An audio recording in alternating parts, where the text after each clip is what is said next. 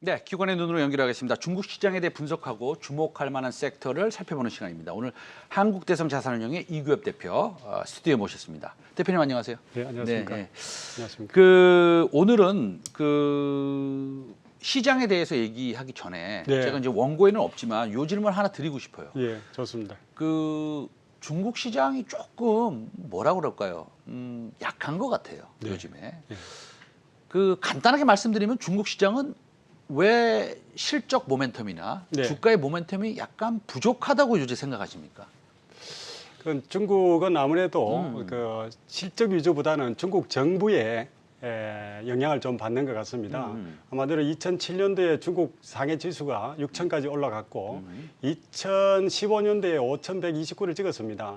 근데 지금은 상해 지수가 한 3,200 정도 되죠. 네. 왜냐하면은 여러 가지 지수가 실적 대비로 비례가 돼야 되는데 최근에 중국 감독 당국에서 플랫폼 규제를 강화한다. 그러면은 중국 정부들은 그 시장의 움직임보다도 정부에 대한 귀를 좀 더 기울이기 때문에 정부에 대한 영향을 좀 받고, 그렇지만 장기적으로는 어느 정도 시장과 같이 비례를 하면서 가지 않겠나. 그래 저는 그렇게 생각합니다. 알겠습니다. 그래서 그게 좀 궁금했습니다. 네. 왜냐하면 미국 시장도 엄청나게 매일 신고가를 경신하고 있고 네. 우리나라 시장도 4월에 들어와서 그렇게 나쁘지 않지 않습니까? 그렇습니다. 그런데 네. 중국 시장만 유독 네. 그렇게 좀 지지부진해서 한번 여쭤봤습니다.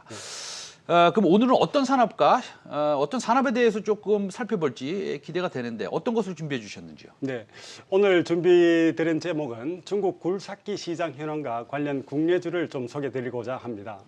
예. 알겠습니다. 근데 굴삭기 분야라고 한다면 미국의 인프라 투자, 네. 중국도 인프라를 투자 안 하는 것도 아니고요. 네. 중국에서도 굴삭기가 잘 팔리고 미국에서도 잘 팔리고 있습니다. 네, 그렇습니다. 요즘 중국 굴삭기 시장 그럼 어떤가요? 예, 중국 굴삭기 시장은 전년도 기준으로 전 세계 1위입니다. 더구나 올해 1분기 기준으로 보면은 12만 7천 대가 이미 판매되었습니다. 전년 동기 대비 약 85% 증가한 것입니다. 중국은 전 세계에서 코로나 회복 속도가 가장 빠른 나라인데요. 올해 초만 해도 중국 굴삭기 월 평균 가동 시간은 코로나 이전 수준으로 완전히 회복되었습니다.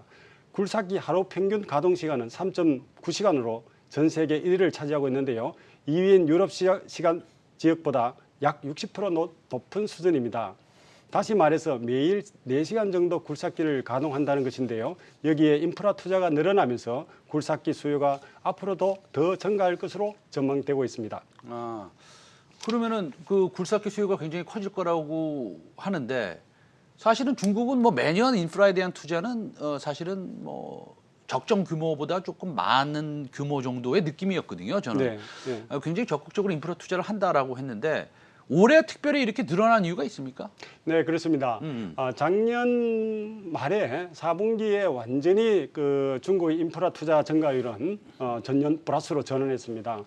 그리고 올해 3월 인프라 건설 프로젝트 낙찰률이 약 83조 원으로 작년 대비 114% 증가했습니다.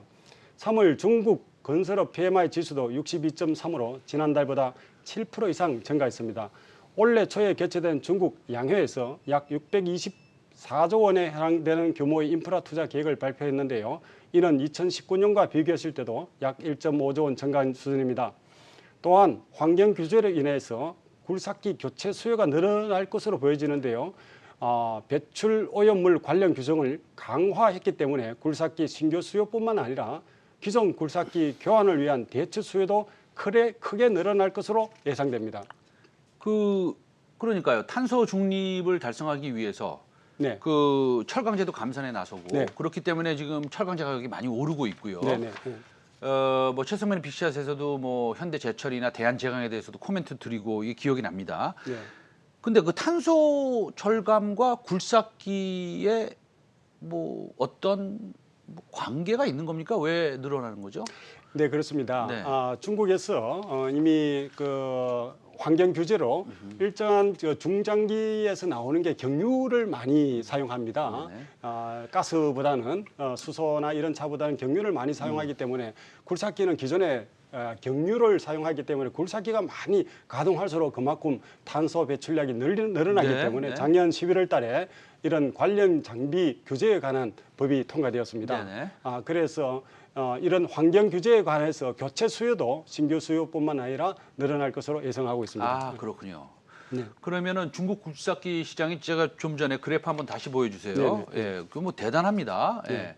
중국은 굴삭기 월 평균 가동 시간이 117시간. 네, 뭐 북미보다 유럽보다 월등히 높습니다. 네. 그런데 그러면 중국에 가장 많이 수출하는 회사를 우리가 좀 찾아봐야 되나요? 네, 그렇습니다. 어떤 예. 회사들이 좀 수혜를 받을 수 있을까요?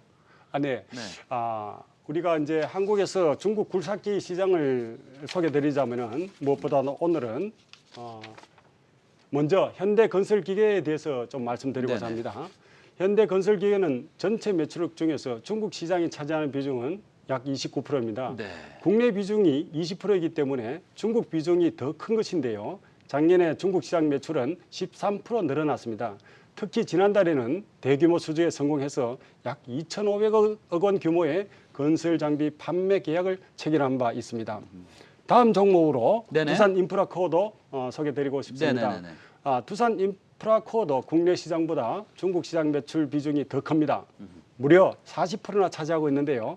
작년 중국에서 굴삭기 판매가 22.4% 늘어난 바 있습니다. 지난달에도 중국 시장에서 전년 동기 대비 46% 증가한 약 4,600대의 굴삭기를 판매했습니다. 이는 중국에 진출한 해외 기업 가운데 전 세계 1위인 미국 캐터필러를 제치고 판매량 1위를 달성했습니다. 여기서 중요한 것은요. 네네. 두산 인프라코어와 현대건설기계의 시너지 효과가 기대되는데요. 두산 인프라코어의 모회사인 두산중공업이 두산 인프라코어의 사업 부분을 현대중공업에 매각할 방침입니다.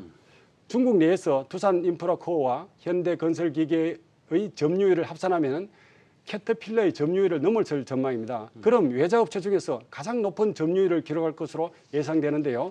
두산의 점유율이 6.6%이며 현대의 점유율이 2.8%로서 합산하면 9.4%입니다.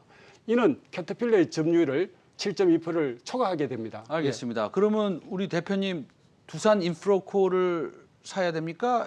현대건설기계를 더 좋아하시는 겁니까? 예. 사실은요. 네네. 그러니까 두 회사당 그 현대중공업의 자회사이지 않습니까? 네네, 그렇습니다. 그렇기 때문에 결국은 현재 입장에서는 아무래도 두산중공업이 지금 두산중공업이 지금 프로테지로 보면 약 40% 이상 중국에 점유하는데 네네. 직접적인 자기 아들은 현대건설기계이지 않겠습니까? 그렇죠, 예. 그렇기 때문에 제 개인적으로 본다면은 네네.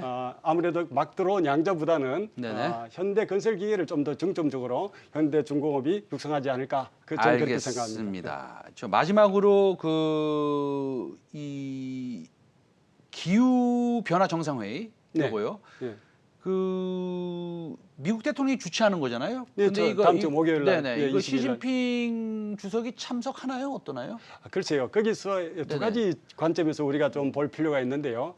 잘 아시겠지만 미국의 바이든 대통령이 14일 날 네네. 존 케리를 네. 그 중국에 파견을 갔지 않습니까? 그렇죠. 오늘 하고 어제 아마 중국에서 시에 จิ้ 핑 네네.